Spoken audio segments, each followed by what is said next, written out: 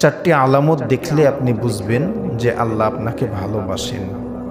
আল্লাহর ভালোবাসা আমাদের জীবনের সকলেরই দরকার।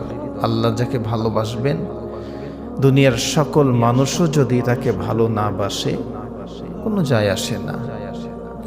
আল্লাহ যার ভালো করতে চান, যার মঙ্গল চান, দুনিয়ার সকল মানুষ একত্রিত হয়ে তার খারাপ করতে পারবে না।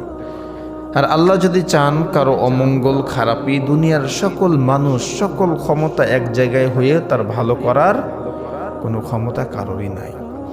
তো চারটি আলামত যখন আমরা দেখব আমাদের জীবনে, বুঝে নিব যে আল্লাহ আমাকে ভালোবাসেন। এর মধ্যে 1 নম্বর আলামত হলো এই পৃথিবীর সকল মানুষ আপনাকে ভালোবাসবে। পৃথিবীর সকল মানুষ আপনাকে ভালোবাসবে। যখন পৃথিবীর মানুষ আপনাকে ভালোবাসবে, বুঝে নেবেন যে আল্লাহ আপনাকে ভালোবাসে। এটা হাদিস দ্বারা প্রমাণিত। নবী করিম সাল্লাল্লাহু আলাইহি ওয়াসাল্লাম বলেন, আল্লাহ যখন কাউকে ভালোবাসেন তখন জিব্রাইল ফেরেশতাকে ঘোষণা করে দেন যে জিব্রাইল, আমি আমার অমুক বান্দাকে ভালোবাসি তার আমলের কারণে, তার ইবাদতের কারণে। তো জিব্রাইল, তুমিও তাকে ভালোবাসো। জিব্রাইল ফেরেশতা ওই বান্দাকে ভালোবাসা শুরু করে দেয় এবং আসমানে যত ফেরেশতা আছে তাদেরকে ঘোষণা করে দেয় যে অমুক বান্দাকে আল্লাহ ভালোবাসেন, আমি জিব্রাইল ভালোবাসি, তোমরাও ভালোবাসো। সুবহানাল্লাহ। ওই সকল ফেরেশতা এই দুনিয়ার মানুষের মনের মধ্যে, অন্তঃকরের মধ্যে ওই ব্যক্তির জন্য ভালোবাসা উদয় করে দেন, ভালোবাসা সৃষ্টি করে দেন।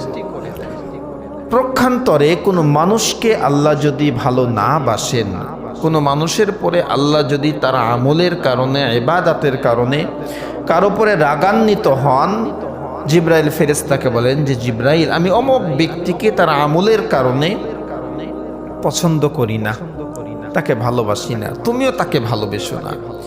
জিব্রাইল ফেরেশতা তাকে ভালোবাসেন না এবং ফেরেশতাদের মধ্যে ঘোষণা দিয়ে দেয় যে আল্লাহ ওই ব্যক্তিকে ভালোবাসে না, আমিও ভালোবাসি না, তোমরাও ভালোবেসো না। আর দুনিয়ার সকল মানুষের মনের মধ্যে আল্লাহ ওই মানুষের প্রতি একটা রাগান্বিত ভাব আল্লাহ সৃষ্টি করে দেন। তাহলে আল্লাহ আমাকে ভালোবাসেন কি না এটা বোঝার 1 নম্বর আলামত বা চিহ্ন হলো আমার আশপাশে যারা আছে, আমার আত্মীয় স্বজন, বন্ধু বান্ধব, প্রতিবেশী, তারা আমাকে ভালোবাসবে, আমার কল্যাণ চাইবে। আমার যদি কোনো বিপদ হয় তাহলে তারা আমার বিপদে আগিয়ে আসবে। 1 নম্বর আলামত। 2 নম্বর আলামত হলো আল্লাহ যদি তার কোনো বান্দাকে ভালোবাসেন, কোনো ঈমানদারকে ভালোবাসেন, তাহলে তাকে বিপদে ফেলেন। কি করে ভাই? বিপদে ফেলেন। কোনো ঈমানদার, কোনো মুমিন, কোনো মুত্তাকি যদি বিপদে পড়ে তাহলে বুঝে নেবেন যে আল্লাহ আপনাকে ভালোবাসেন, আপনাকে পরীক্ষা করবেন। এই কথা আল্লাহ পবিত্র কোরআনুল কারীমের 2 নম্বর সূরা বাকারা 155 নম্বর আয়াতে আল্লাহ উল্লেখ করে দিয়েছেন। আল্লাহ রাব্বুল আলামিন বলেন, وَلَنَبْلُوَنَّكُمْ بِشَيْءٍ مِّنَ الْخَوْفِ وَالْجُوعِ وَنَقْصٍ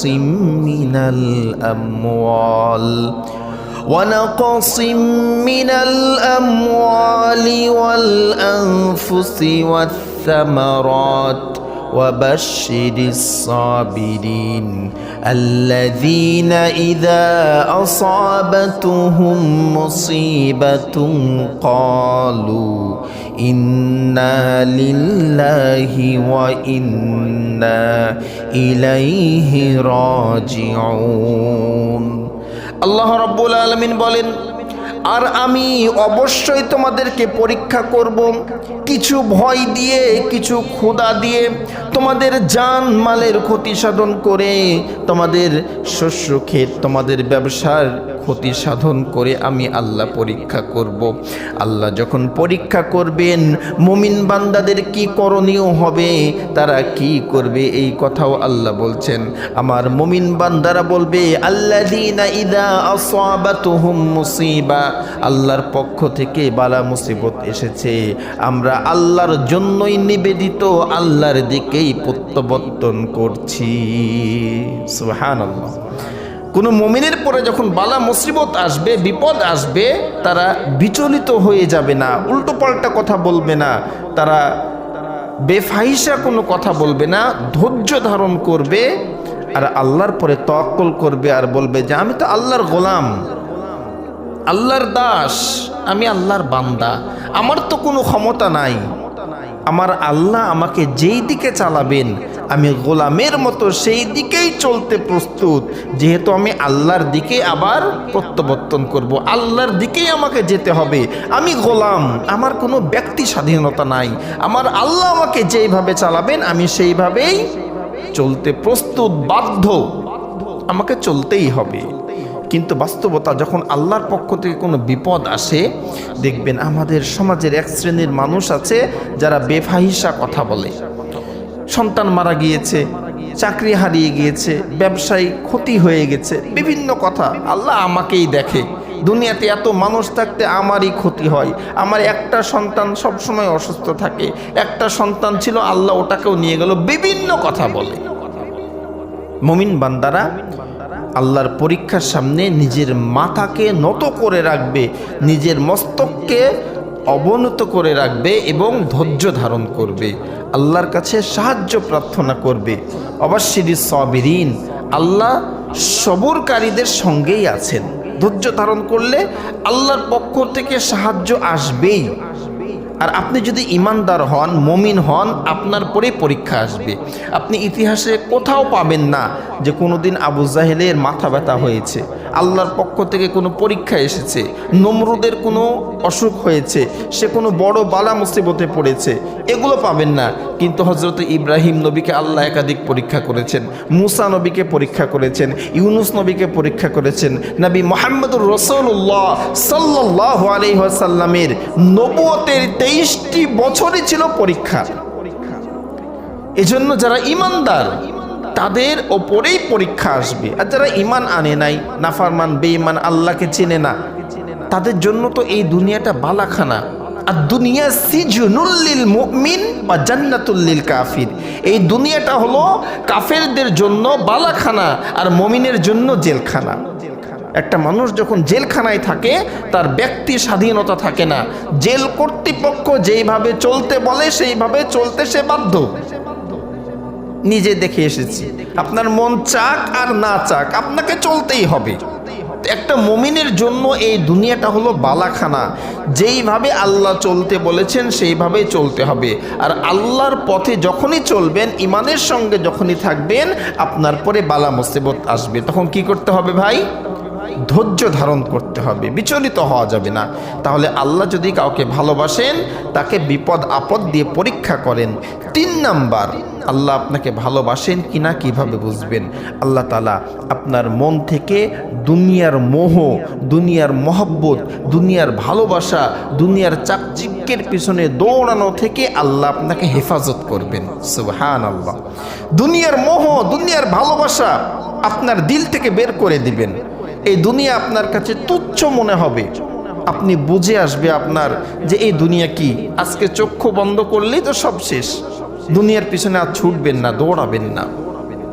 দুনিয়া সম্পর্কে আল্লাহ বলছেন যে এই দুনিয়াটা হলো খেল তামাশার জায়গা, এই দুনিয়াটা একটা খেল তামাশার জায়গা। আমাল হায়াতুদ দুনিয়া ইল্লা মাতাউল গুরুর, তোমরা যে দুনিয়ার পিছনে দৌড়াচ্ছ এটা খেল তামাশার জায়গা।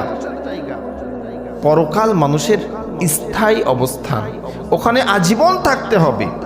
তো এই দুনিয়ার মোহ, দুনিয়ার মহব্বত, ভালোবাসার জন্যই কিন্তু আমরা আল্লাহকে ভুলে গিয়েছি, আল্লাহর ইবাদত করতে পারছি না। কেন? এই দুনিয়ার মোহের জন্য।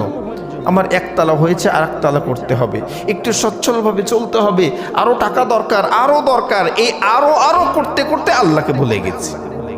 তো আল্লাহ যাকে ভালোবাসবেন তার মন থেকে, দিল থেকে দুনিয়ার মোহকে বের করে দিবেন, দুনিয়া তার কাছে তুচ্ছ মনে হবে। মূলত এই দুনিয়াটা একটা খেল তামাশার জায়গা, আল্লাহর কাছে মূল্যহীন একটি জায়গা হলো এই দুনিয়া। এই দুনিয়ার মূল্য আল্লাহর কাছে মাছির পাখার ডানার সমান যদি দাম থাকতো তো কোনো নাফরমান বেঈমানকে আল্লাহ খেতে দিতেন না। এই দুনিয়ার আল্লাহর কাছে কোনো দাম নাই, কোনো মূল্য নাই। তাহলে 3 নাম্বার আলামত আমরা এটা লক্ষ্য করব যে দুনিয়ার মোহ যদি আপনার মধ্যে না থাকে, দুনিয়ার চাকচিক্য, টাকা পয়সা, ধন দৌলত, সম্মান, ইজ্জত, এগুলোর মোহ যদি না থাকে, তাহলে বুঝবেন যে আল্লাহ আপনাকে ভালোবাসেন। 4 নাম্বার, আল্লাহ রাব্বুল আলামিন আপনাকে নেক কাজ করার সুযোগ করে দিবেন। সুবহানাল্লাহ। ভাই, মানুষ চাইলেই কিন্তু ভালো কাজ করতে পারে না। যদি আল্লাহ কাউকে সুযোগ না করে দেন, আল্লাহ কাউকে নেক কাজ করার তৌফিক না দান করেন, তাহলে কিন্তু কারো সম্ভব না। আজকে কত মানুষ নামাজ পড়লো, কয়জন বসেছি আমরা বলেন? 1/3ও কিন্তু বসি নাই। তো আল্লাহ যার ভালোই চান, যার মঙ্গল চান, তাকে দিনের ভালো ভালো কাজগুলো করার মতো সুযোগ করে দেন, তৌফিক দান করেন।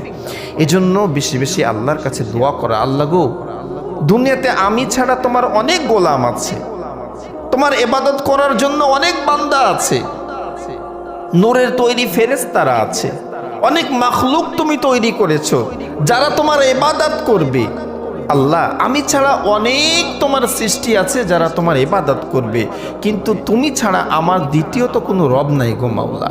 তুমি আমাকে তোমার ইবাদতের জন্য কবুল করো, তোমার কোরআনের জন্য কবুল করো, হেদায়েতের পক্ষে, হেদায়েতের পথে আমাকে তুমি কবুল করো।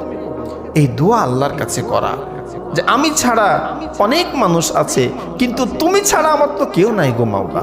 এজন্য আল্লাহর কাছে বেশি বেশি দোয়া করা, যে আমার শক্তি দিয়ে, আমার যোগ্যতা দিয়ে আমি তোমার ইবাদত করতে পারবো না, আমি তো নগণ্য গোলাম, তুমি আমাকে কবুল করো, তোমার দিনের জন্য কবুল করো। তো সম্মানিত ভাইরা, আমরা শুনলাম যে এই 4টি আলামত যার মধ্যে থাকবে, বুঝবেন যে আল্লাহ তাকে ভালোবাসেন। 1 নাম্বার, দুনিয়ার মানুষ আপনাকে ভালোবাসতে শুরু করবে। 2 নাম্বার, আল্লাহ ঘন ঘন আপনার পরে বিপদ আপদ বালা মুসিবত দিবেন। 3 নাম্বার, দুনিয়ার মোহ, দুনিয়ার ভালোবাসা আপনার থেকে উঠে যাবে। 4 নাম্বার, আপনি নেক কাজ করার সুযোগ পাবেন।